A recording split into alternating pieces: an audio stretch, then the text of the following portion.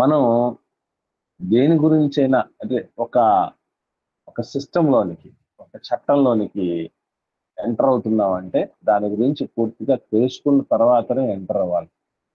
అందుకే మీరు గమనించండి, టర్మ్స్ అండ్ కండిషన్స్ అనేటటువంటివి కొంతమంది చదవకుండానే ఏం చేస్తారండి? చదవకుండానే మనకు ఎన్నో సందర్భాల్లో చూస్తూ ఉంటాం. ఏదో కొంతమంది అయితే ఇంకా దారుణంగా తెల్ల పేపర్ తీసుకొని వచ్చి సంతకం పెట్టమంటారు కింద. తెలుసా మీకు? చూసారా ఎవరన్నా అలాంటివండి? తెల్ల పేపర్ తీసుకొని వచ్చి సంతకం పెట్టేయమంటారు. దాని పైన ఏం రాసుకుంటారో మనకు తెలియదు. అలాగని కొంతమంది ఆల్రెడీ రాసేసే తీసుకొని వస్తారు, సంతకం పెట్టమంటారు. అంటే మనం దాన్ని చదివి ఇందులో ఏముంది, ఇందులో నా బాధ్యత ఏంటి, నా పాత్ర ఏంటి, ఇవన్నీ ఏం ఆలోచించేయం మనం. ఈవెన్ బ్యాప్టిజం అంటే రక్షణ పొందుకునే విషయంలో కూడా చాలా మందిని మనం మిగతా వాళ్ళని ఎట్లాంటి రీతిగా మనం తప్పుపడతామంటే, ఇప్పుడు వివాహం కోసం బాప్తిసం తీసుకుంటే మనం అలా తీసుకోకూడదు. శారీరక ప్రయోజనాల కోసం రక్షణ పొందటం అనేది పొరపాటు అని మనం వాళ్ళని ఖండిస్తాం. అట్లాగే అనారోగ్యం వచ్చింది, ప్రాణాపాయ పరిస్థితిలో ఉన్నారు. ఎవరో బాప్తిసం తీసుకుంటే ఆ రొట్టె రసం తీసుకుంటే బాప్తిసం తీసుకున్న తర్వాత దేవుడు మిమ్మల్ని బాగు చేస్తాడని చెప్పారు. కాబట్టి ఆ ప్రాణాపాయ పరిస్థితుల నుంచి, ఆ గడ్డు పరిస్థితుల నుంచి బయటెక్కాలంటే ఆ బాప్తిసం తీసుకున్నటువంటి వాళ్ళు కొందరు. అలాగే సంఘంలోకి వచ్చిన తర్వాత కొందరు మాత్రమే ప్రభు బల్ల తీసుకుంటూ ఉంటే, వీళ్ళు మాత్రమే తీసుకుంటున్నారు, నేను కూడా తీసుకోవాలంటే ఏం చేయాలి? నేను తీసుకోవాలి అంటే నేను బాప్తిసం పొందాలట. కాబట్టి ఇప్పటికీ చాలా మంది చెప్తూ ఉంటారు, బాప్తిసం ఎందుకు తీసుకున్నారు అని అంటే రొట్టె రసం తీసుకోవటం కోసం. రొట్టె రసం ఎందుకు తీసుకుంటున్నారంటే బాప్తిసం తీసుకున్నాం కాబట్టి అనేటటువంటి రీతిగా చెప్పేవాళ్ళు ఉంటారు. మరి కొంతమంది ఉద్రేకంతో తీసుకుంటూ ఉంటారు. అంటే నేనే కొన్ని సందర్భాలు చూశాను. వాళ్ళు బాప్తిసం తరగతులు అంటే నేను ఇంత డీటెయిల్డ్గా ముందు ప్రారంభంలో కూడా నేను చెప్పేవాడిని కాదు. కానీ ఒక గంట సేపు మాట్లాడిన తర్వాత ఆ టైంలోనే ఓల్డెన్ డేస్లోనే ఒక గంట సేపు బాప్తిసం క్లాస్ ఇచ్చిన తర్వాత ఒకరో ఇద్దరు ప్రిపేర్ అవుతూ వస్తారు. వాళ్ళతో పాటు కొంతమంది బాప్తిసం ఇవ్వటానికి వచ్చేస్తారు మన సంఘ సభ్యులు. వాళ్ళు బాప్తిసం తీసుకున్నటువంటి విధానము, ఈ పరిస్థితి ఇవన్నీ చూసి ఎగ్జైట్ అయిపోయి అప్పటికప్పుడు నేను బాప్తిసం తీసుకుంటా అని కూడా తీసుకున్న వాళ్ళు ఉన్నారు. అంటే ఆ విధంగా ఆ ప్రేరణకు గురైపోయి తీసుకోవచ్చా అసలు? లేకపోతే మొహమాటానికి ఇంతకాలం ఆయన దేవుడు వాక్యం చెప్తూ వస్తున్నారు కదా, లేకపోతే తీసుకోకపోతే బాగోదు, వాళ్ళు తీసుకున్నారు, వీళ్ళు తీసుకున్నారు, నాకు నువ్వు ఇంకా తీసుకోలేదా అని మాట్లాడుతున్నారని ఆ మొహమాటానికి వెళ్ళిపోయి తీసుకునేవాడు కొందరు. ముఖస్థితి కోసం, అంటే ఒకరి మెప్పు పొందటం కోసం తీసుకునేవాడు కొందరు. ఉద్రేకంగా తీసుకునేవాడు కొందరు. లేదంటే మా మా ఆయన ఫోర్స్ చేస్తుంది, లేదా మా ఆవిడ ఫోర్స్ చేస్తుంది, మా నాన్న ఫోర్స్ చేస్తున్నాడు, మా అమ్మ ఫోర్స్ చేస్తుంది, పలానా సిస్టర్ పలానా బ్రదర్ ఫోర్స్ చేస్తున్నారు కాబట్టి ఆ బలవంతంగా తీసుకునేవాడు. వీళ్ళందరిని చూసినప్పుడు మనం ఏ విధంగానైతే ఇది సరైంది కాదు అని అంటామో, ఈవెన్ మనం కూడా ఇప్పటి వరకు ఏదైతే రక్షణ అని పొందుకోవటం జరిగిందో అనుకొని, అసలు వాస్తవంగా రక్షణ తాలూకు సత్యాలు ఏవైతే ఉన్నాయో దేవుడు మనం అపోస్తల కార్యములు 8వ అధ్యాయం 12వ వచనంలో ఏమని చదువుకున్నామండి? మనం సువార్తలు ఎన్ని భాగాలు ఉన్నాయని చదువుకున్నాం? గుర్తు లేకపోతే ఒకసారి చదవండి మళ్ళీ. అపోస్తల కార్యములు 8వ అధ్యాయం 12వ వచనం. అపోస్తల కార్యములు ఒకసారి చదవండి అమ్మా, దయచేసి చదవండి. అపోస్తల కార్యములు 8వ అధ్యాయం 12వ వచనం ఒకరు చదవండి. అయితే ఫిలిప్పు దేవుని రాజ్యమును గూర్చియు యేసుక్రీస్తు నామమును గూర్చియు సువార్త ప్రకటించుచుండగా వారతని నమ్మి పురుషులను స్త్రీలను బాప్తీసము పొందిరి. ఇక్కడ మనం గుర్తుపెట్టుకోవాల్సినటువంటి విషయం ఒకటండి. చాలా మంది సువార్త అనగానే మనకు ఎక్కడికి వెళ్ళిపోతాం? సువార్త అనగానే ఎక్కడికి వెళ్ళిపోతామండి? మనకు తెలిసింది చెప్పండి. సువార్త పత్రికల్లోకి వెళ్తాం. కాదమ్మా, సువార్త అనగానే ఒక ఒక డెఫినేషన్ చెప్తాం, మనం ఒక నిర్వచనం చెప్తాం. యేసు ప్రభువుల జననము. ఓకే అమ్మా, ఇంకొంచెం క్లారిటీగా మనం ఆలోచన చేస్తే కొరింథీయులకు రాసిన రక్షణ లేని వారికి సువార్త అన్నా. సరే అమ్మా, ఒకసారి చూద్దాం. కొరింథీయులకు రాసిన మొదటి పత్రిక 15వ అధ్యాయము 3వ వచనంలో ఉండేదాన్ని మనం ఎక్కువగా చెప్తూ ఉంటాం. ఎక్కువగా మనకు జ్ఞాపకం చేస్తూ ఉంటారు అందరూ. కొరింథీయులకు రాసిన మొదటి పత్రిక 15వ అధ్యాయం 3వ వచనం. నాకీయబడిన ఉపదేశమును మొదట మీకు అప్పగించి తిని, అదేమనగా లేఖనముల ప్రకారము క్రీస్తు మన పాపముల నిమిత్తము మృతి పొందెను, సమాధి చేయబడెను. చూడండి, ఇక్కడ యేసు ప్రభుల వారు మన పాపాల నిమిత్తం మృతి పొందటం, సమాధి చేయబడటం, లేఖనముల ప్రకారం 3వ దినాన లేపబడటం. దీన్నే 2వ వచనంలో అంటాడు. ఇంతకు ఏం చెప్తున్నాడు ఆయన అనంటే, ఆ సువార్త వలననే మీరు రక్షణ పొందువారై ఉందురు అన్నాడా లాస్ట్ లో? అవునన్న. 2వ వచనం చివరిలో అన్నాడు చూడండి, సువార్త వలననే మీరు రక్షణ పొందువారై ఉందురు. ఏమిటి ఆ సువార్త అనేది కింది మార్చడంలో చెప్పాడు ఆయన 3-4 వచనాల్లో. కాబట్టి ఈ కొరింథీయులకు రాసిన మొదటి పత్రిక 15వ అధ్యాయము 2, 3, 4 వచనాలలో యేసు ప్రభుల వారు లేఖనముల ప్రకారం మరణించటం, సమాధి చేయబడటం, పునరుత్థానుడవటము సువార్త అని మాత్రమే తెలుసుకున్నాం మనం. కానీ సువార్త అంటే పరిపూర్ణమైనటువంటి అర్థం ఇక్కడ కనపడుతుంది మనకి అపొస్తలుల కార్యాలు 8వ అధ్యాయం 12వ వచనంలో. నేను అడుగుతున్నాను, మనం ఏదైతే కొరింథీయులకు రాసిన మొదటి పత్రికలో 15వ అధ్యాయంలో 2-4 వచనాల్లో ఉన్నటువంటి విషయం, యేసు ప్రభుల వారి యొక్క మరణ, సమాధి, పునరుత్థానాలు అనేటటువంటి ఈ విషయం అపొస్తలుల కార్యాలు 8వ అధ్యాయం 12వ వచనంలో ఇమిడి ఉందా లేదా? నా ప్రశ్న అర్థమైందండి? ఏదైతే మనం కొరింథీయులకు రాసిన మొదటి పత్రిక 15వ అధ్యాయంలో చూసామో, యేసు ప్రభు మరణ, సమాధి, పునరుత్థానములు అనేది సువార్త అని, అది అపొస్తలుల కార్యాలు 8వ అధ్యాయం 12వ వచనంలో ఇమిడి ఉందా లేదా? ఏమనుకుంటున్నారు మీరు?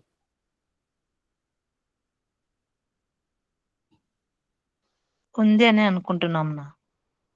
అమ్మ, మిగతా వాళ్ళు మాట్లాడండి ఒకసారి. మీరు ఏమనుకుంటున్నారు? ఉంది బాబు, ఉంది. ఉందనుకుంటున్నారా లేదనుకుంటున్నారా? ఉందంటే ఎలా ఉందనుకుంటున్నారు అది కూడా నాకు తెలియాలి.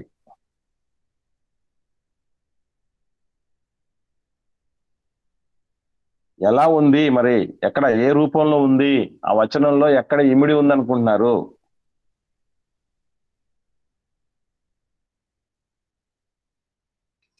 క్రీస్తు నామం అంటే అదే చేస్తారు, క్రీస్తు యొక్క మరణ, జనన. వెరీ గుడ్ అమ్మా, వెరీ గుడ్. అక్కడ మనకు దేవుని రాజ్యమును గూర్చి, క్రీస్తు నామమును గూర్చి అన్నాడు కదండి. మరి క్రీస్తు నామము అన్న దగ్గరే, క్రీస్తు నామములోనే క్రీస్తు మరణం రాదా? క్రీస్తు సమాధి రాదా? క్రీస్తు పునరుత్థానం లేదా? సో క్రీస్తు నామం అనగానే అది ఒక సమగ్రమైనటువంటి విషయం అని మర్చిపోకండి. క్రీస్తు నామముతో ముడిబడి 10 అంశాలు ఉన్నాయి. క్రీస్తు నామంతో ముడిపడి 10 అంశాలు ఉన్నాయి. అలాగే దేవుడు, దేవుని రాజ్యము అనే ఈ రెండింటితో ముడిపడి 10 అంశాలు ఉన్నాయి.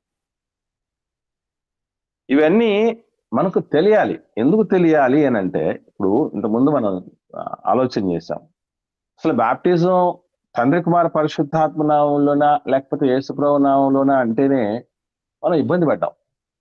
దట్టు ఇంకొక విషయం ఏంటంటే, మరి ఇక్కడే కాదు, ఇదే కాదు, చాలా చాలా చాలా విషయాలు వాళ్ళ గురించి తెలియకుండానే మనం రక్షణ పొందేసుకొని ముందుకు సాగుతున్నాం. ఏమండి, మీరు గుర్తుపెట్టుకోండి, వివాహం అనేది ఒక పెద్ద వ్యవస్థ. ఈ వ్యవస్థలో ఎవరెవరు ఏమై ఉన్నారు అని తెలుసుకోకపోతే పుట్టిల్లేంటి, మెట్టిల్లేంటి, భార్య ఏంటి, భర్త ఏంటి, భర్త తరపున వాళ్ళు ఏంటి, భార్య తరపున వాళ్ళు ఏంటి, నా పాత్ర ఏంటి అనేటటువంటి విషయాలు ఏవీ తెలియకుండా అందులోకి సిస్టంలోకి ఎంటర్ అయ్యారనుకోండి, ఏమవుతుందండి? అంటే దాని తాలూకు ఫలాలు మనం పొందుకోగలమంటారా? మాట్లాడండి బ్రదర్స్, సిస్టర్స్, సైలెంట్. పొందుకోలేము సార్. అంతా ఖచ్చితంగా మనం తెలుసుకుని పొందుకోలేం. ఎంత ఎక్కువగా, ఎంత స్పష్టంగా తెలుసుకుంటే మనకు అంత మంచిది. ఎందుకనంటే ముందుగానే తెలియటం వలన ఎగ్జామ్ బాగా రాస్తారు.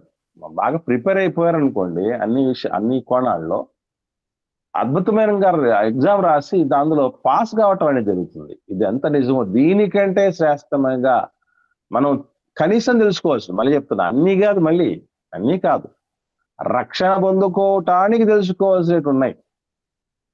అవి కూడా తెలియకుండానే మనం రక్షణ పొందేసుకున్నాం అన్నటువంటి భ్రమలో ఉంటున్నాం. మనం ఏమనుకుంటున్నాం అంటే సరైన బాప్తీసం అంటే తండ్రి కుమార పరిశుద్ధాత్మ నామంలో తీసుకునేది సరైన బాప్తీసం ఒక్కటి. రెండవది ముంచుడు బాప్తీసమే సరైనది. మూడవది పరిశుద్ధాత్మని కొరకు తీసుకునేదే బాప్తీసము. ఆత్మ రక్షణ కోసం తీసుకునేది బాప్తీసం. ఇవే అనుకొని తీసుకున్నామా, వేరే ఇంకేమన్నా అనుకొని తీసుకున్నామా చెప్పండి?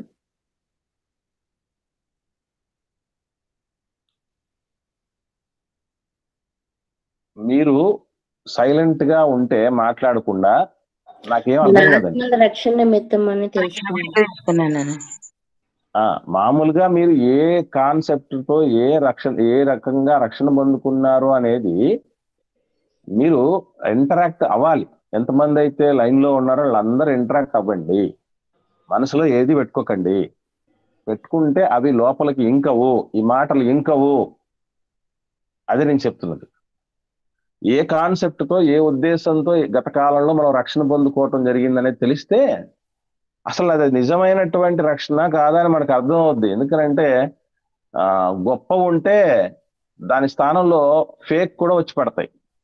ఎందుకంటే ఆ గొప్ప వాటి తాలూకు ఫలాలు మనం తెలుసుకొని బాగుపడకూడదు అనేది సాతాను యొక్క ఎత్తుగడ.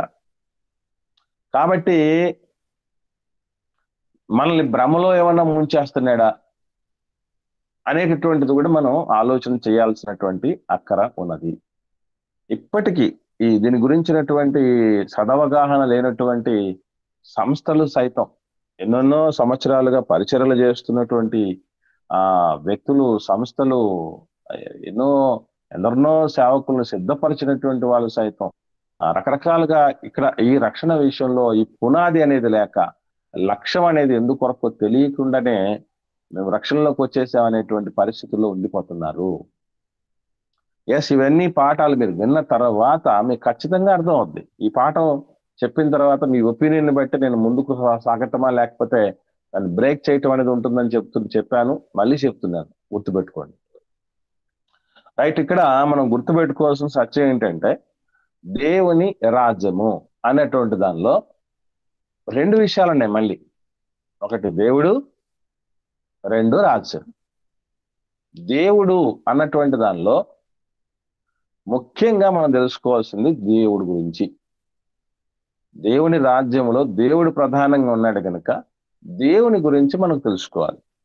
ఏమంటే దేవుడి గురించి చాలా చాలా విషయాలు ఇప్పటిదాకా నేను చెప్తున్నాను, ఇప్పటికీ మనం తెలుసుకోవడం చాలా ఉన్నాయి. మన రక్షణ పొందుకొని ఇంతకాలం అయింది కదా, మన దేవుడి గురించి చాలా చాలా తెలిసిపోయాయి అనుకుంటున్నాం కదా, కానీ ఇప్పటికీ మనకు తెలియని విషయాలు చాలా ఉన్నాయి. ఏ దేవుడి గురించి అయితే ఎన్నైతే తెలియాలో అన్ని తెలియకుండానే మనం దేవుడి దగ్గరకు వచ్చేసాం. అప్పుడప్పుడు మా నాన్న ఇంత గొప్పవాడా, ఇంత విలువైనటువంటి వాడా, ఇంత శ్రేష్ఠుడా అని ఆయన విలువ తెలుసుకునే లోపు ఆయనన్నా పోతాడు, మనమన్నా పోతాం. లోకంలో ఉన్నటువంటి భౌతికమైన తండ్రి విషయం చెప్తున్నా. సో ఆయన గొప్పతనం తెలుసుకున్నలోపు ఆయనన్న పోతాడు, మనమన్న పోతాం. కానీ ఇక్కడ గుర్తుపెట్టుకోవాల్సిన విషయం ఏంటంటే, దేవుడి గురించినటువంటి సత్యం మనం తెలుసుకోకుండా మనం పోతామేమో కానీ ఆయన ఎప్పుడు నిలబడతాడు, మర్చిపోకండి. ఆయన ఎప్పుడు నిలిచి ఉంటాడు. కాబట్టి మనం పోకమునిపే దేవుడు ఆయన గురించి తెలుసుకోవటానికి మనకి ఇచ్చినటువంటి భాగ్యం, దీన్ని ఎవరు పోగొట్టుకోకండి. ఇంకో విషయం ఏంటంటే, ఇక్కడ ఇవన్నీ విన్న తర్వాత మీకు ఏమైనా డౌట్లు ఉంటే అప్పుడు మాట్లాడండి. ప్రస్తుతానికి బ్లాంక్ మైండ్తో మొత్తం ట్యాంక్ అంతా నింపుకొని, బుర్రంతా నింపుకొని వచ్చారంటే ఒలికిపోతాయి తర్వాత వచ్చే నీళ్లు. కాబట్టి ఎంటీ మైండ్తో జాగ్రత్తగా దేవుడి మాటలు వినండి. విన్న తర్వాత మీకు ఏమైనా అన్ని విన్న తర్వాత మీకు సందేహాలు ఉంటే వాటిని వ్యక్తపరుద్దు కానీ. సో ఇక్కడ దేవుని రాజ్యంలో మొదటగా తెలుసుకోవాల్సింది మనం దేవుడి గురించి. ఆయన గురించి ఎందుకు తెలుసుకోవాలి, ఏం తెలుసుకోవాలి, ఎలా తెలుసుకోవాలి, అసలు ఆయన గురించి తెలిసిన వాళ్ళంటే ఎలా మసలుకున్నటువంటి వాళ్ళని చూసి మనం అర్థం చేసుకోవచ్చు అనేది ఒక పాఠం. అలాగే దేవుడి తర్వాత దేవుడి రాజ్యంలో ఇప్పుడు యేసుక్రీస్తు నామం అనేది మనం సపరేట్ గా దాంట్లో మళ్ళీ 10 పాఠాలు ఉన్నాయి. మరి యేసు ప్రభుకు రెలవెంట్కి 10 పాఠాలు, దేవుని రాజ్యానికి రెలవెంట్కి 10 పాఠాలు ఉన్నాయి. అసలు ఈ పాఠాలు సహేతుకమైనవే కాదనేది కూడా మీకు ఇవన్నీ చెప్పిన తర్వాత ఆలోచన చేయండి. సో దేవుని గురించిన సత్యంలో దేవుడు అనేటటువంటిది మొదటి అంశం. రెండవది పరిశుద్ధాత్ముడు అనేటటువంటి అంశం. ఎందుకంటే యేసు ప్రభు నామం అనేది మనం సపరేట్ గా ధ్యానం చేయబోతాం కాబట్టి ఆయన్ని మనం సపరేట్ చేస్తున్నాం అక్కడ. ఏమండి? సో దేవుడు, రెండవది పరిశుద్ధాత్ముడు. చిన్న ఎగ్జాంపుల్ చెప్తాను మీకు అర్థం కావటానికి.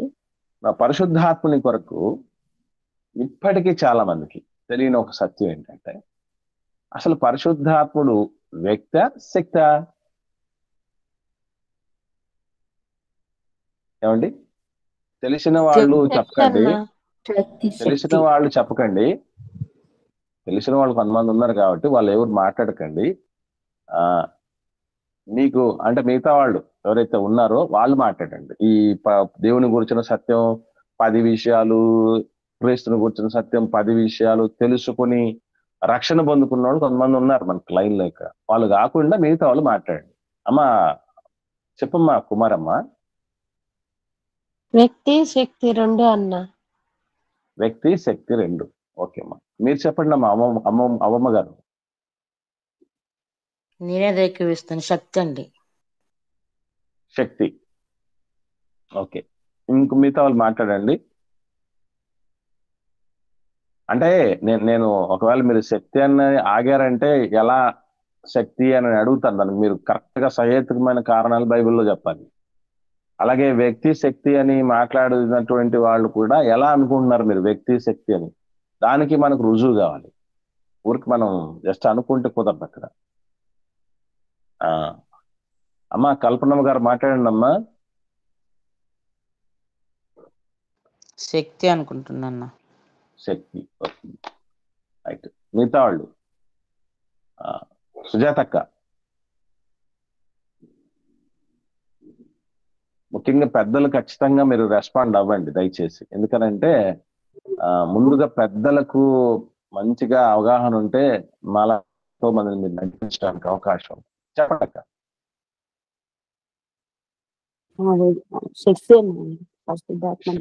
శక్తి. శక్తి. Okay, right. సో ఇక్కడ మనం గమనించాల్సినటువంటి ఒక విషయం, ఇప్పుడు శక్తి అన్నటువంటి వాళ్ళు ఎలా శక్తి అంటున్నారు? ఒకటి దేన్ని బట్టి అంటున్నారు. రెండోది వ్యక్తి శక్తి అన్నటువంటి వాళ్ళు దేన్ని బట్టి మీరు అన్నారు అనేది నాకు తెలియాలి. మేడగదిలో ప్రార్థన చేస్తున్నప్పుడు పరిశుద్ధాత్మ వచ్చినప్పుడు మీరు వాక్ శక్తిని అనుగ్రహించబడిన అని వారు శక్తిని పొందుకున్నారు అని. పైనుంచి శక్తి పొందుకుంటారు మీరు దాని వచ్చినప్పుడు వాక్ శక్తి. కాబట్టి ఇక్కడ శక్తి శక్తి శక్తి అని అనేటటువంటి విషయాలు, దాన్ని బట్టి మేము శక్తి అనుకుంటున్నాను. అమ్మ మిగతా వాళ్ళు కూడా దీన్ని బట్టి అనుకుంటున్నారా, లేకుంటే దీంట్లో నుంచి వేరే ఏమన్నా శక్తి అనుకోవటానికి అవకాశాలు? ఇంకొకటిన మనము బలహీనలుగా ఉన్నప్పుడు మన మన దేవునిలో ఆయన మనకు బలపరిచేటందుకు శక్తినిస్తాడు. Yes, మనం మూలుగులతో ఉన్నప్పుడు మన వాటిని మన విజ్ఞాపనలు దేవుడికి అందించేంత శక్తి కలిగినటువంటి వాడు అని. వెరీ గుడ్ సిస్టర్ అమ్మా, మంచిదక్క. ఇంకా ఇవే ఉన్నాయా నేను శక్తి అంటే? వెళ్ళి నీకు ఆదరణకర్తను పంపిస్తాను అన్నాడు కదన్నా. అంటే ఇక్కడ శక్తికి ఆదరణకర్తకి ఒకసారి సంబంధం ఒకసారి ఆలోచన చేయండి అమ్మా. ఆదరణకర్త అంటే వ్యక్తి. ఆ మాట వ్యక్తి అని చెప్పడానికి వ్యక్తేనండి. అవునండి. ఆ. సరే, ఇక్కడ మీరు గమనించండి, బైబిల్ గ్రంథంలో చాలా స్పష్టంగా పరిశుద్ధాత్మని కొరకు ప్రతిసారి ఆయన గురించి చెప్తున్న ప్రతిసారి వ్యక్తి అన్నట్టుగానే ఉన్నటువంటి ఆధారాలు ఉన్నాయి. ఇప్పుడు ఉదాహరణకి చెప్తారు ఆదరణకర్త. ఆదరణకర్త అని ఎవరిని అంటారు? వ్యక్తిని అంటారు, శక్తిని అంటారు? వ్యక్తిని అంటాం. ఇంకా సత్యస్వరూపి. సత్యస్వరూపి అంటాడు. స్వరూపి అంటే వ్యక్తి. ఆయన వస్తాడు అంటాడు. ఆయన వస్తాడు అంటాడు. ఆత్మ ఒక్కటే అని విన్నారా? ఆత్మ ఒక్కడే అని విన్నారా? దేవుడు ఒక్కటే, ప్రభువు ఒక్కటే, ఆత్మ ఒక్కటే అని విన్నారా? ఒక్కటే అని విన్నారా? ఒక్కటే అట్లున్నారా మీరు? ఒక్కటే ఉంది. ఎక్కడుందమ్మా వచ్చిన ఎక్కడ చూడండి ఒకసారి. ఆత్మ ఒక్కడే అనే మాటలో మనకు పత్రికల్లో, కొత్త నిబంధన పత్రికల్లో కనపడుతుంది. చూద్దాం అది ఒక్కటే అని ఉందా, ఒక్కటే అని ఉందా అనేటటువంటిది మనకు చాలా అవసరం. ఏమా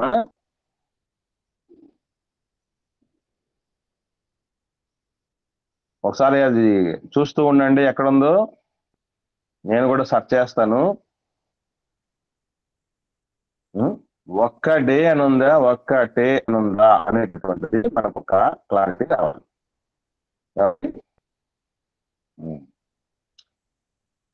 రైట్. కొరింథీయులకు రాసిన మొదటి పత్రిక 12వ అధ్యాయము 4వ వచనం చెప్పండి. 4వ వచనం. కొరింథీయులకు రాసిన మొదటి పత్రిక 12వ అధ్యాయము 4వ వచనం చూడండి ఏమనుందో. కృపావరములు నానా విధములుగా ఉన్నవి గాని ఆత్మ ఒక్కడే. ఏమనుందండి? ఆత్మ ఒక్కడే. ఒక్కడే అనుంది. ఒక్కడే అనుంది. అంటే ఆయన వ్యక్తి ఉన్నట్టు చెప్తున్నాడా లేదా శక్తి ఉన్నట్టు చెప్తున్నాడండి? వ్యక్తి అన్నట్టుగానే చెప్తున్నా. ఇంకా చూద్దాం. మనం బాగా చూసిన పరిశుద్ధాత్మని కొరకు చూసినటువంటి ఈ చాలా సందర్భాల్లో కూడా 8వ అధ్యాయం రోమిలికి రాసిన పత్రిక 8వ అధ్యాయంలో కూడా 26వ వచనం చదవండి. మనం చాలా సార్లు చదివాం కదండి. రోమిలికి రాసిన పత్రిక 8వ చదవండి అమ్మా. అటువంటి ఆత్మయు మన బలహీనతను చూచి సహాయం చేయుచున్నాడు.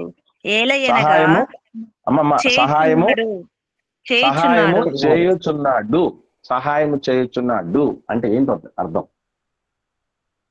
వ్యక్తి అని. అసలు పరిశుద్ధాత్ముడు అనగానే మనం ఏమనుకుంటామంటే అసలు వ్యక్తి అని ఎందుకు అనుకోలేదు తెలుసా అండి? ఇప్పుడు దాకా ఆయన వ్యక్తి అని ఎందుకు అనుకోలేదు చెప్పమంటారా? వ్యక్తి అంటే శరీరం దాల్చి వచ్చిన వాళ్ళనే వ్యక్తులు అంటారు. అదేనా ఉన్నది మన మనసులో? అదే ఉందండి. అదే శరీరం దాల్చి రాలేదు కదా, అందుకే ఆయన శక్తి అంటారు. సరే, నేను ఇప్పుడు ఇంకో ప్రశ్న అడుగుతున్నాను. తండ్రి అయిన దేవుడు వ్యక్తి శక్తి చెప్పండి. తండ్రి అయిన దేవుడు వ్యక్తి శక్తి?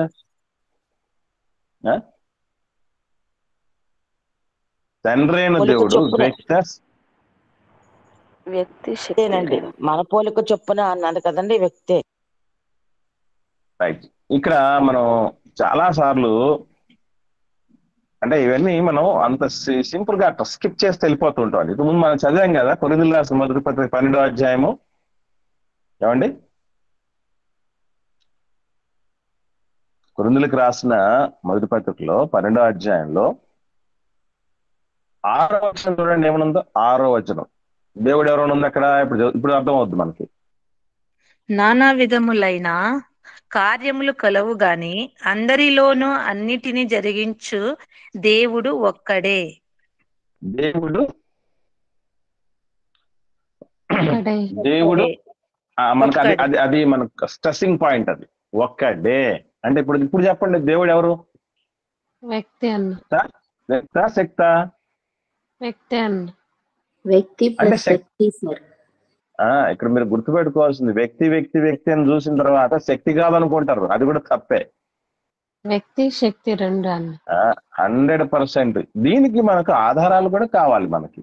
ఇప్పుడు మనం దేవుడు వ్యక్తి అని మాత్రం తెలుసు. అందరికీ తండ్రి అయిన దేవుడు ఒక్కడే అని ఎన్నోసార్లు చూసాను మనం. కాబట్టి దేవుడు వ్యక్తిగా చెప్పబడింది. వ్యక్తి అనగానే దేహం దాల్చి వస్తే అనే వ్యక్తి కాదు. Note this point. వ్యక్తి అంటే వ్యక్తిత్వం కలిగిన వాడు వ్యక్తి. వ్యక్తి అంటే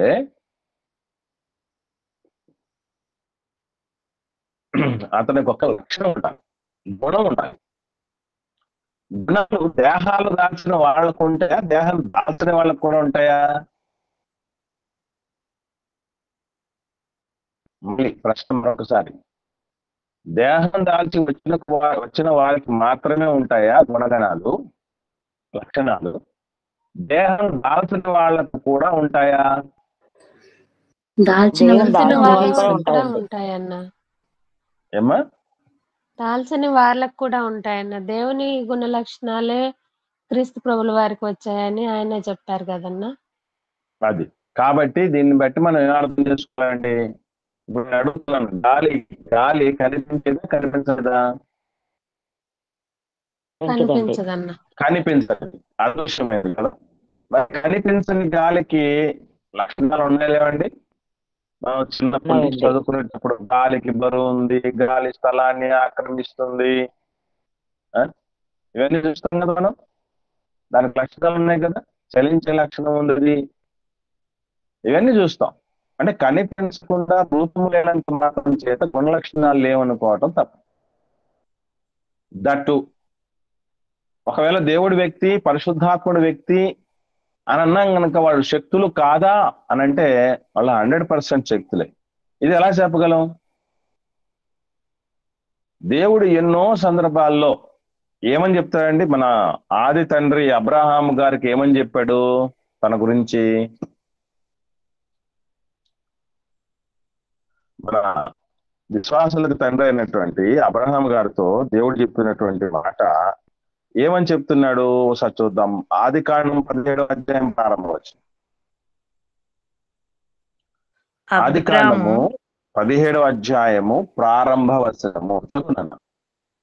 అబ్రాము 99 ఏండ్ల వాడైనప్పుడు యెహోవా అతనికి ప్రత్యక్షమై, నేను సర్వశక్తి గల దేవుడను.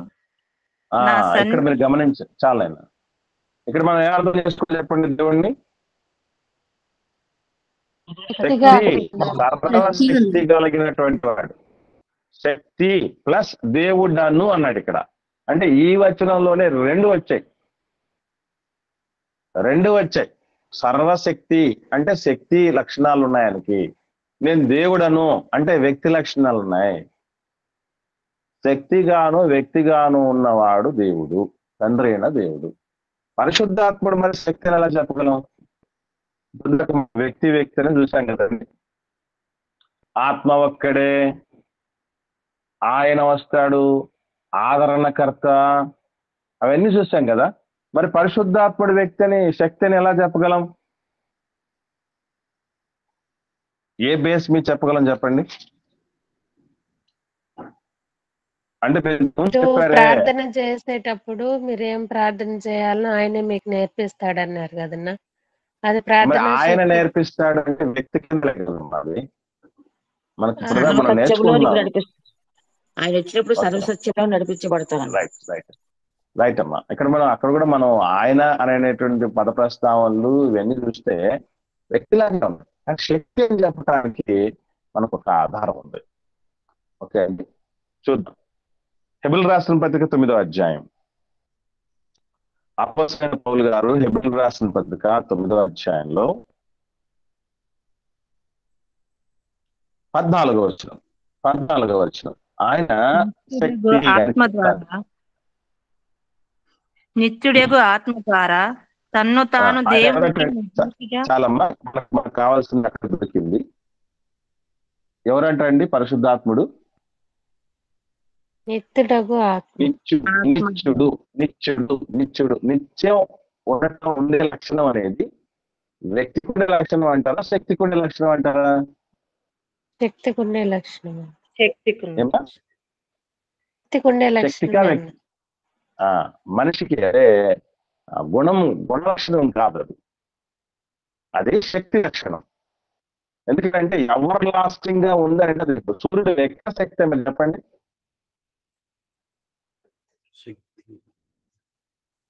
సూర్యుడు శక్త వ్యక్త? శక్తే, అంతే. అది నిరంతరం ఎంతో కాలంగా మండుతూనే ఉండటం అనేది మనం చూస్తున్నాం.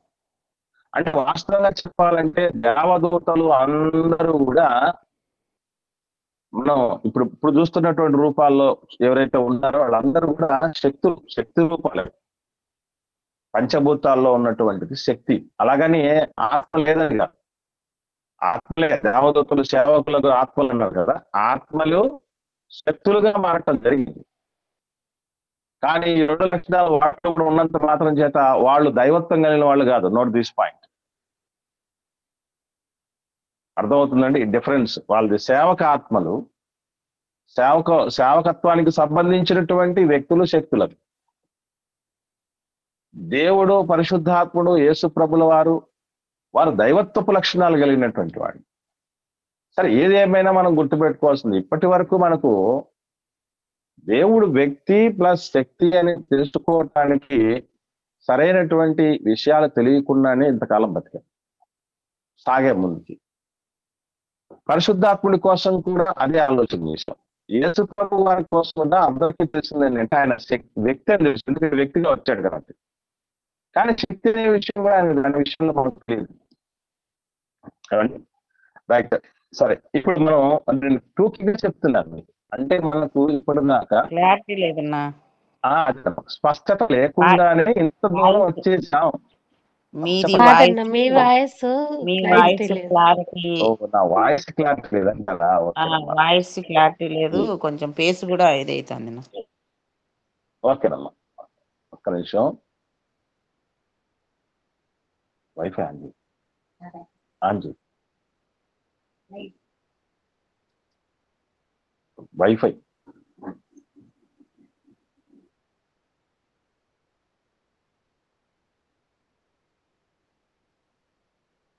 అమ్మా. ఇప్పుడు ఒకసారి చూడండి, వాయిస్ విషయంలో చూడండి అమ్మా. ఓకేనా? ఓకేనా, మాట్లాడండి. థ్యాంక్ యూ అమ్మా. ఫేస్ కూడా ఇదైతుంది, బ్లర్ అవుతుంది. ఓకేనమ్మా, అందరికీ అట్లే ఉందమ్మా. ఒకసారి చెప్పండి బ్రదర్స్ కానీ సిస్టర్స్ కానీ. మాకు అలాగే ఉంది. ఓకేనమ్మా. అమ్మ ఒకసారి మీరు రీజాయిన్ అవ్వండి అమ్మా. అందరికి అలాగే ఉంది అంటున్నారునా? అవునమ్మా అన్న, అలాగే ఉండింది. వాయిస్ ఇప్పుడు కొంచెం పర్లేదన్నా, కంటిన్యూ చేయండి. చెప్తాం. ఇప్పుడు ఇంకా చేయండి అన్న, కంటిన్యూ చేయండి. ఓకే అమ్మా, ఇప్పుడు ఏం క్లియర్ గా ఉంది కదమ్మా? బాగుంది. రైట్ అమ్మా, రైట్. Thank you. సో అంటే ఇంతతో అయిపోలేదు మనకి. అసలు వ్యక్తికి ఉన్న లక్షణాలు ఎలా ఉంటాయి, వ్యక్తికి వ్యక్తిత్వం ఉంటుంది, గుణ లక్షణాలు ఉంటాయి, అవి ఏంటి? ఎందుకంటే మన తండ్రి గురించి మనకు ఎంత తెలిస్తే ఆయనకు తగిన పిల్లలుగా మనం ఉంటాం. అవునా కాదు? మీరు చెప్పండి. మన అమ్మ నాన్నల గురించి మనకు వాళ్ళు ఏంటి అనేది మనకి ఎంత తెలిస్తే అంత గొప్పవాళ్ళు అవుతాం మనం. నేను చెప్తున్నది మంచి మాదిరి కలిగిన తల్లిదండ్రుల యొక్క గొప్పతనం గురించి మనకి ఎంత తెలిస్తే మనం కూడా వాళ్ళకి తగిన వాళ్ళగా అవుతాం. నా గురువు, నేను 10th క్లాస్ చదువుతున్నప్పుడు స్కూల్ ఫస్ట్ వచ్చి అదే స్కూల్లో నేను ప్రైవేట్ టీచర్గా ఎంటర్ అయినప్పుడు మా తమ్ముళ్ళకు మా చెల్లెళ్ళకు అక్కడ ఉన్నటువంటి ఫ్యాకల్టీ చెప్పేవాళ్ళు, మీ అన్న స్కూల్ ఫస్ట్ వచ్చాడు, ఇదే స్కూల్లో టీచర్గా ఉన్నాడంటే వాళ్ళు అప్పుడు ఆశ్చర్యపడ్డారట. అప్పుడు దాకా అందరిలాగే ఉన్నటువంటి వాడు మా అన్న అని అనుకున్నాను, కానీ డైరెక్ట్ గా వెళ్ళి చూపించారు. రోల్ ఆఫ్ ఆనర్ ఉంటుంది, తెలుసు కదండి. ప్రతి స్కూల్లో రోల్ ఆఫ్ ఆనర్ అనే ఉంటుంది. అంటే ఈ ప్రతి సంవత్సరం స్కూల్ ఫస్ట్ వచ్చినటువంటి వాళ్ళ పేరు ప్లస్ వాళ్ళకి ఎన్ని మార్కులు వచ్చాయని స్కూల్లో రాసి ఉంటారు. హై స్కూల్లో మీకు ఐడియా ఉందా? ఫోటో కూడా ఉంటదండి. ఇప్పుడు వచ్చాయమ్మా ఫొటోస్. అప్పుడు మనం చదువుకున్న టైంలలో ఫొటోస్ ఏం లేవు, జస్ట్ పేరు ఆ పేరుకి ఎదురుగా ఎన్ని మార్కులు వచ్చాయి, ఏ సంవత్సరంలో వాళ్ళు 10th క్లాస్ అయిపోయింది, ఇది ఉంటది. డైరెక్ట్ గా తీసుకెళ్లి రోల్ ఆఫ్ ఆనర్ లో నా పేరు, ఏ సంవత్సరంలో నేను 10th క్లాస్ లో స్కూల్ ఫస్ట్ వచ్చిన ఎన్ని మార్కులు వచ్చాయని డైరెక్ట్ గా పోయి చూపించారు వాళ్ళు. చూపిస్తే వాళ్ళు ఆ రోజు నుంచి చాలా ఆశ్చర్యము, ఆ గౌరవము, ఆ ప్రేమ ముందు వరకు ఉన్నటువంటి వాటి పూర్తిగా మారిపోయాయి. ఎందుకంటే నా గురించి తెలిసింది. మరి ఒక అన్న గురించి తెలిస్తేనే ఎట్లుంటే, అదే నేను తండ్రినై ఉంటే, తండ్రిగా ఉన్న వ్యక్తిగా ఉన్నటువంటి వాడు ఎంతటోడో ఎట్లాంటి వాడో అర్థమైతే ఆ పిల్లలు చాలా ప్రౌడ్ ఫీల్ అవుతారు, నాన్న స్థాయికి రావాలని ఆశపడతారు.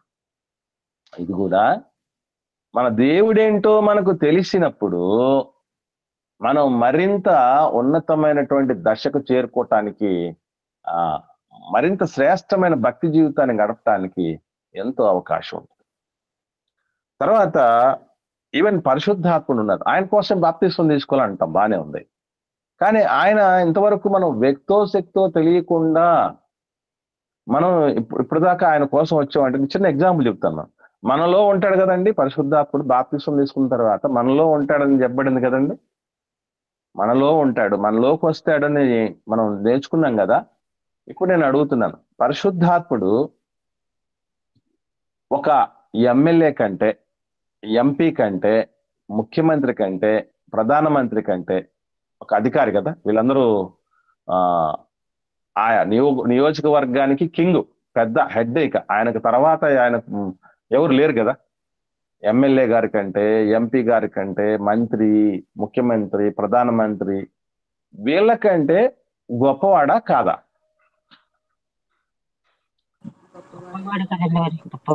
గొప్ప పరిశుద్ధాత్ముడు వాళ్ళకంటే గొప్పవాడే. మనం దాని విషయంలో ఏం డౌట్ లేదు కదండి. ఇప్పుడు నేను అడుగుతున్నాను, మన దగ్గరకు వచ్చి ఒక రోజు ఎమ్మెల్యే గారు కంఫర్టబుల్ గా సంతోషంగా ఉండాలంటే, మన దగ్గరికి ఆయన వచ్చి ఉండాలంటే ఎవరి దగ్గరికి పెడితే వాళ్ళ దగ్గరికి వస్తాడా, లేకపోతే కొన్ని క్వాలిటీస్ ఉన్న వాళ్ళ దగ్గరికి వస్తాడా? కొన్ని క్వాలిటీస్ ఏమిటా క్వాలిటీస్ అంటే గుర్తుపెట్టుకోండి. ఎమ్మెల్యే గారి అది కాదమ్మా వాస్తవం. అంటే మీరు నెగిటివ్ గా చెప్పకండి, పాజిటివ్ గా చెప్పండి. నెగిటివ్ దానికంటే పాజిటివ్ టు పాజిటివ్ మనం కంపేర్ చేస్తున్నాం. ఇప్పుడున్నటువంటి ఈ రొచ్చులు రొంపులు కలిగినటువంటి పరిస్థితులు, డబ్బులు ఇచ్చే వాళ్ళనో లేకపోతే ఏదో పనికి వస్తారు అన్నటువంటి వాళ్ళను, ఓటు బ్యాంక్ ఉన్నటువంటి వాళ్ళ దగ్గరకు వస్తారనేది అది నెగిటివ్ సెన్స్. బేసికల్లీ ఉన్నటువంటి పాజిటివ్ సెన్స్ ఏంటంటే, ఆ ఎమ్మెల్యే గురించో, ఎంపీ గారి గురించో, మంత్రి గారి గురించో, ముఖ్యమంత్రి గారి గురించో, ప్రధానమంత్రి గారి గురించో బాగా తెలిసి, వాళ్ళ అభిరుచులు తెలిసి, వాళ్ళకి ఏ ఇష్టాలో తెలిసి ఉన్నటువంటి వ్యక్తుల దగ్గరకు వస్తారు. అవునా కాదా మీరు చెప్పండి.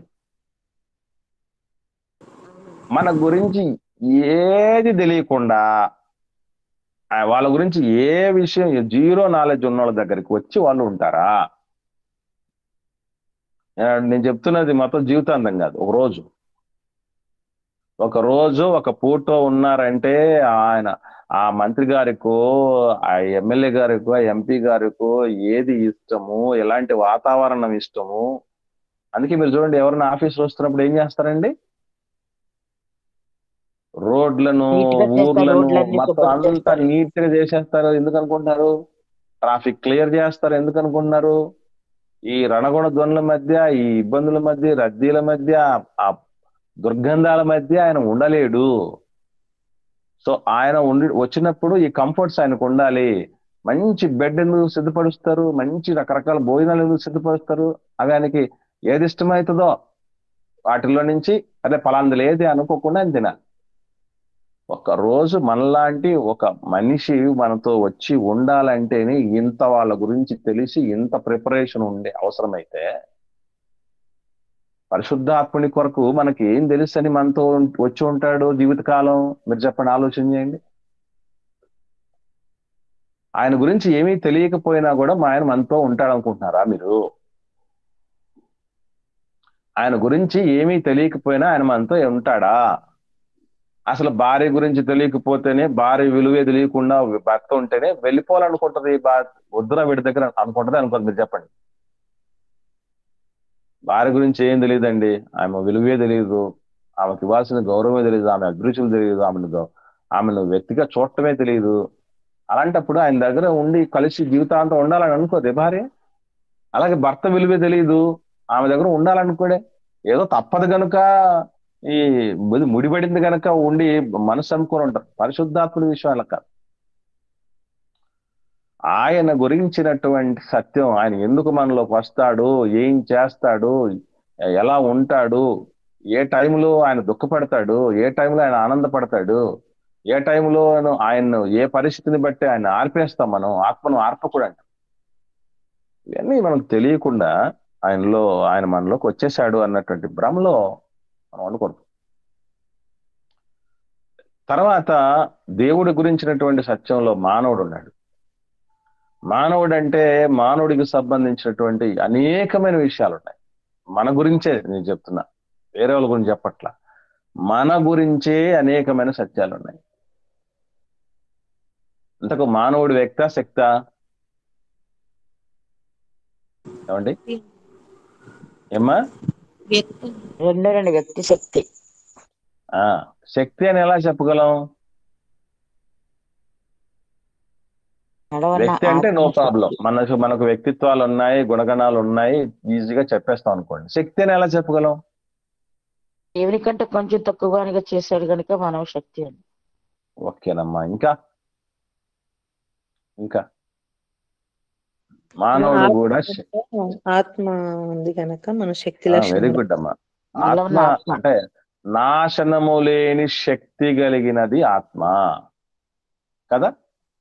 నిత్య శక్తి కలిగినటువంటి లక్షణం ఆత్మకు ఉంది. అది నాశనం కాదు. మనం మానవులుగా మనలో ఆత్మ అనేది దేవుడు ఇవ్వటం జరిగింది. సో ఆత్మ వ్యక్తి లక్షణాలు కలిగి ఉంటుంది, శక్తి లక్షణాలు కలిగి ఉంటుంది, జరుగుతుంది అని మర్చిపోతుంది. మనం వ్యక్తులం శక్తులం మనం కూడా ఉండి, మరి ఎందుకు మన వ్యక్తిత్వం ఏంటి, తండ్రి వ్యక్తిత్వం ఏంటి, కుమారుడి వ్యక్తిత్వం ఏంటి, పరిశుద్ధాత్ముడి వ్యక్తిత్వం ఏంటి మనం తెలిస్తే మన వ్యక్తిత్వం ఎలా ఉండాలో మనకు అర్థం అవుతుంది.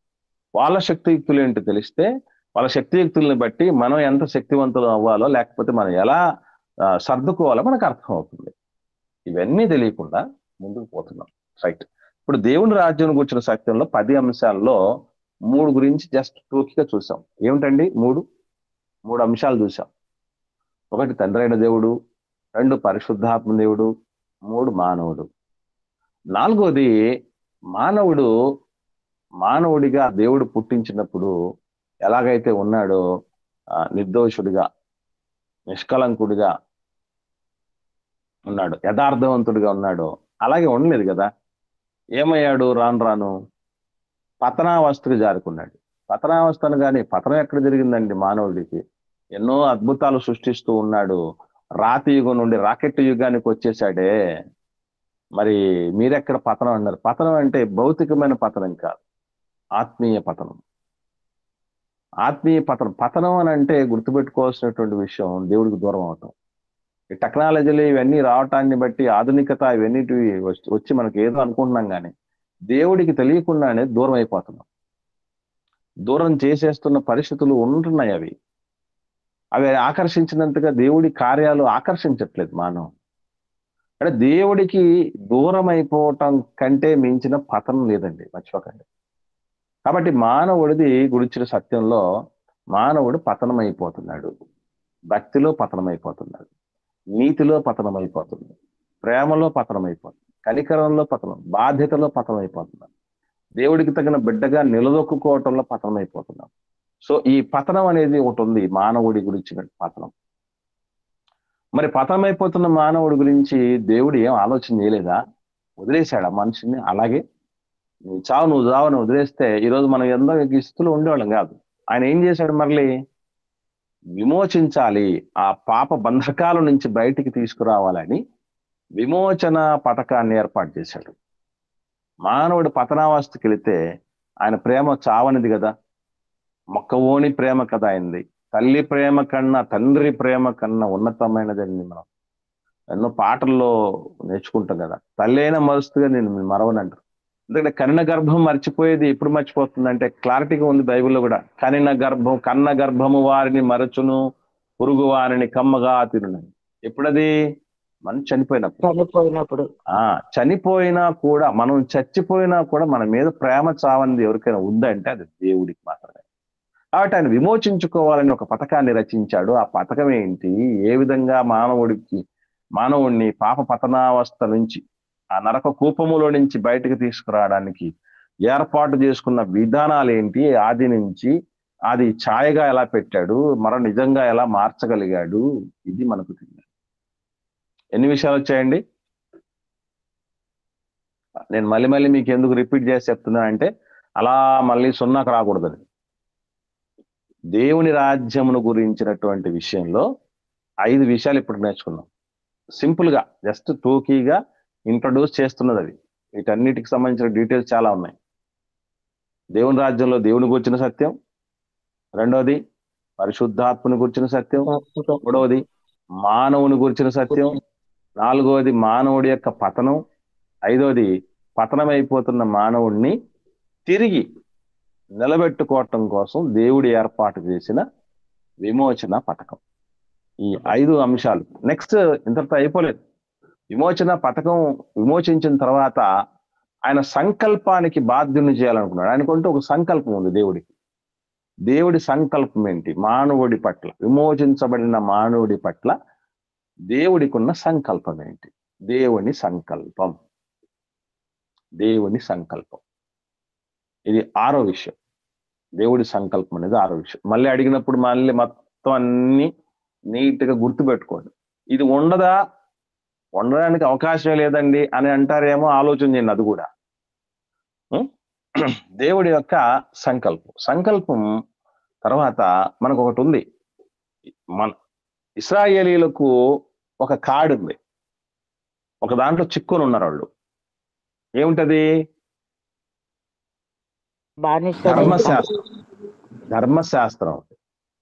ధర్మశాస్త్రము నుండి కూడా దేవుడు విడుదల కలగచేయటం. అంటే మిగిలినటువంటి ఇశ్రాయేలీయేతరులకు పాప బంధకాల నుండి విడుదల చేయాలి. ఇశ్రాయేలీలను ధర్మశాస్త్రం నుండి విడుదల చేయాలి.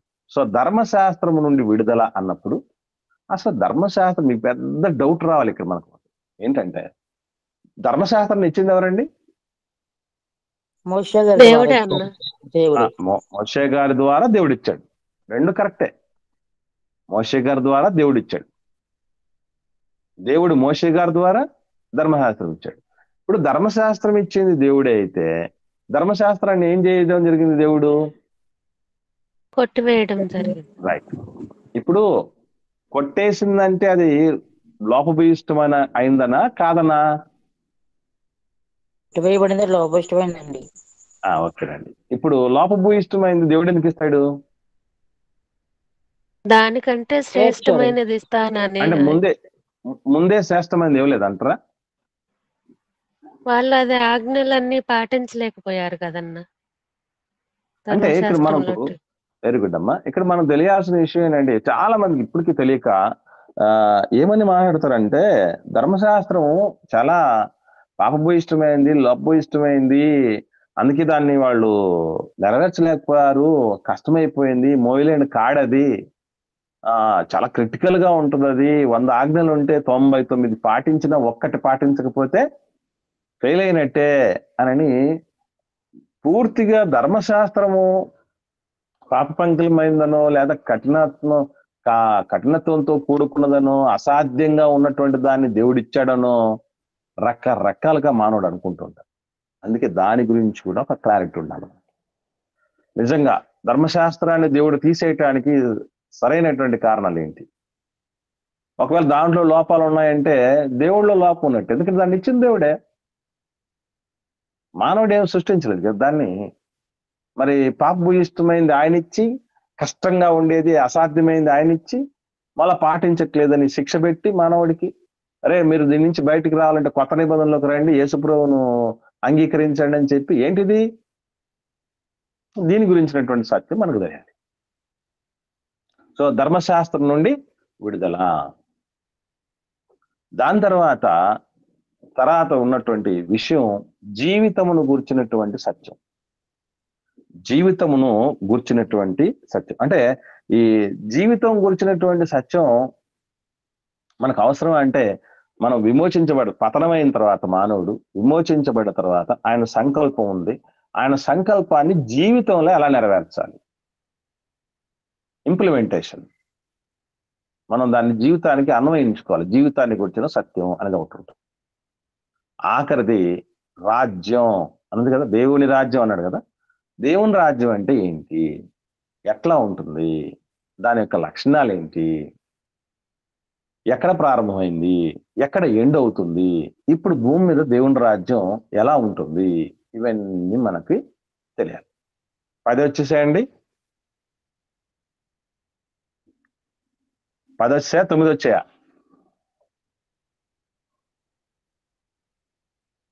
9 వచ్చేసి 9 వచ్చాయమ్మా. 10వది దేవదూతలు. 10వది దేవదూతలు.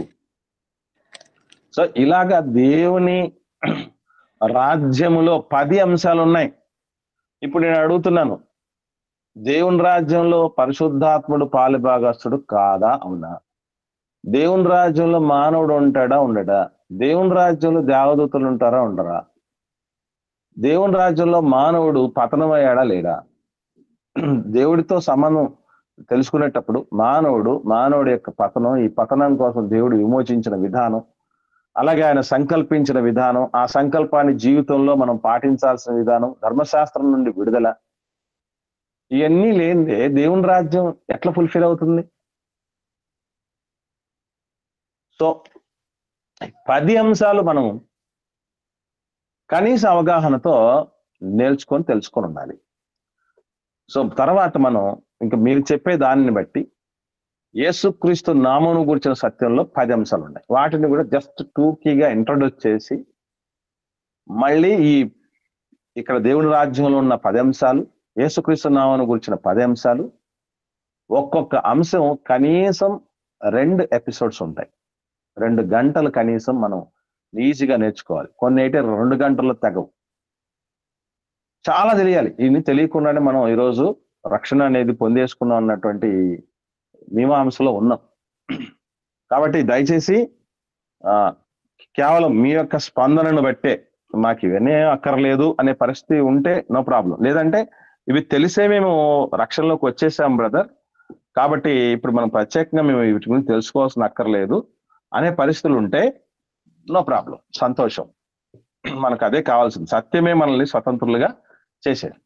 కాబట్టి ఆ సత్యం మనకు తెలిసే మనం తీసుకున్నాము అని అన్నప్పుడు నో ప్రాబ్లం, ఇబ్బంది లేదు. ఇవి తెలియకుండానే తీసుకున్నాం, వీటి గురించి మాకు తెలియాలి ఖచ్చితంగా అనే పరిస్థితి ఉంటే దాన్ని మీ యొక్క ఒపీనియన్ బట్టి, మీ యొక్క స్పందనను బట్టి నేను ముందుకు తీసుకెళ్ళటం అనేది జరుగుతుంది. ఏదేమైనా మీరు ఆలోచన చేసుకొని చెప్పండి. ఎవరికి ఏం బలవంతం లేదు, ఎందుకంటే బలవంతంగా ఇవన్నీ ఎక్కవు, మనసులోకి ఖచ్చితంగా ఎక్కవండి. తెలుసుకోవాలన్న తపన ఉండినటువంటి పరిస్థితి ఉండగలిగితేనే అవి ఎక్కుతాయి తప్ప ఏదేదో జరిగిపోతుంది, ఏదేదో చేసేపోతున్నారు, ఏదేదో అయిపోబోతున్నామేమో మేము అనే పరిస్థితులలోనికి ఎవరు వెళ్ళకండి. అలాగుంటే ఇప్పుడే దాని గురించి మీరు మాకు ఇవి ఎక్కర్లేదు, ఆల్రెడీ వీటి గురించినటువంటి అవగాహన మాకు ఉంది, నో ప్రాబ్లం. మీరు మిగతా టాపిక్స్ లోకి, నిర్గమకాండం దానిలోకి, మిగతా విషయాలని మీరు వెళ్ళిపోండి అని చెప్పేసి చెప్పండి. No problem. ఒకసారి మాట్లాడండి, మీ స్పందనలు చెప్పండి. అమ్మా తెలుసుకుంటే మంచిది కదా, తెలుసుకుంటాం. చెప్పండి, మాకు అంత క్లారిటీగా చెప్పేవాళ్ళు లేరు కదా. ఓకేనమ్మా, మిగతా వాళ్ళు మాట్లాడండి అమ్మా, ముఖ్యంగా పెద్దలు మాట్లాడండి. నేను బాప్తిజం తీసుకునేటప్పుడు ఇంత క్లియర్ గా మాకు చెప్పలేదు. ఈ ఒక శక్తి, ఇక అది మనిషి అనేది అసలు తెలియదు. శక్తి అని అనుకునేవాళ్ళం. ఇప్పుడు వ్యక్తి అని కూడా తెలుసు. అంటే ఇంకా ఎన్నో ఉండవు. దీని గురించి చెప్పండి. ఓకే అక్క, రైట్ అక్క, రైట్. మిగతా వాళ్ళు మాట్లాడండి. అమ్మా అయ్యగారండి, అమ్మా చెప్పండి. అదే ఇప్పుడు పరిశుద్ధాత్మ గురించి మరి భాషలు కూడా మాట్లాడతారు కదా. అన్ని వస్తాయమ్మా. పరిశుద్ధాత్మని గురించిన సత్యం అనే పాఠంలో ఇవన్నీ వస్తాయమ్మా. అయితేనండి, లోకం మీద ఉన్న వాళ్ళు కూడా మరి అదే విధంగా ఆ నోటితోటి భాషలు మాట్లాడి లోకంలో ఉంటున్నారు. ఏంటంటారండి ఇది? నేను అంతేనమ్మా చెప్తున్నది, మీకు పాఠం చెప్పలేదమ్మా ఇంకా. అదే అదే దాని గురించి కూడా మీరు మాకు వివరంగా చెప్పండి. అదేనమ్మా మీకు వీటి గురించినటువంటి పాఠాలు కనీసం 2 గంటలు ఉంటాయి. ఈ ఒక్క 10 అంశాల్లో ఒక్కొక్క దాని గురించి కనీసం 2 గంటలు ఉంటుంది. మరి కొన్ని టాపిక్స్ అయితే దానికంటే ఎక్కువ టైం ఉంటుందని కూడా మీతో చెప్పడం జరిగింది కదమ్మా. ఇప్పుడు జస్ట్ ఇంట్రొడక్షన్ మాత్రమే, పరిచయం మాత్రమే చేయటం జరిగింది. అంటే అండి, నేను ఏముంటుందంటే అండి, వాళ్ళు భాషలు మాట్లాడతారు, కొన్ని లోకం కార్యాలు చేస్తారు. మరి ఆ విషయంలో నాకు కొంచెం గ్యారెంటీ కావాలండి. అది అలాగేనమ్మా, తప్పనిసరిగానమ్మా, మీకు తప్పనిసరిగా వస్తుంది. దాని గురించి స్పష్టత వస్తుంది అమ్మా. ఇంకా కొంతమంది పెద్దలు మిగతా వాళ్ళు మాట్లాడండి. అన్నా కంటిన్యూ చేయండి నా, ఇవి తెలుసుకోవాల్సిన విషయాలు కదన్నా, కంటిన్యూ చేయండి. తెలుసుకోవాలండి పరిశుద్ధాత్మ కొరకు. పరిశుద్ధాత్మ దొక్కపాఠం ఏంటి? ఆయన గురించే కాదమ్మా, అసలు మనకి ఈ అంశాలు అన్నిటి గురించి తెలియాలి.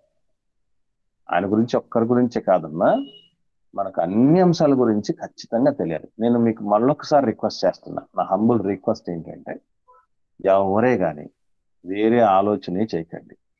మిమ్మల్ని ఏదో చేసేస్తామని పొరపాటు కూడా అనుకోకండి. మేమేం చేయలేము. ఏమున్నా కూడా నాకు దేవుడు దగ్గర చేసినటువంటి దేవుని పిల్లలకు నేను తెలుసుకున్న సత్యం నేను చెప్పకపోతే నేను దోషిని అవుతాను. అంతవరకే. ఏదున్నా మీ ముందు ఈ విషయాలు పరచుట వరకే నా బాధ్యత. ఆ తదుపరి దాన్ని బట్టి మీరు నిర్ణయం తీసుకోవటం ఏంటి అనేటటువంటిది మీది, కంప్లీట్ గా మీ గురించినటువంటి మీ నిర్ణయం అది. ఏదన్నా మీరు డౌట్స్ అడగమంటున్నారు కదన్నా. మీరు చెప్పినా, మీరు 100 చెప్పినా కూడా మేము నమ్మడానికి మీరు డౌట్స్ అడగమంటున్నారు కదా. మేము ఏదైనా డౌట్స్ వచ్చినప్పుడు మీకు క్లియర్ చేస్తున్నారు కదా. ఇందులో నమ్మకము నమ్మకపోవడము, మమ్మల్ని ఏదో మాయ చేయడం అంటూ ఏం లేదు కదా. అది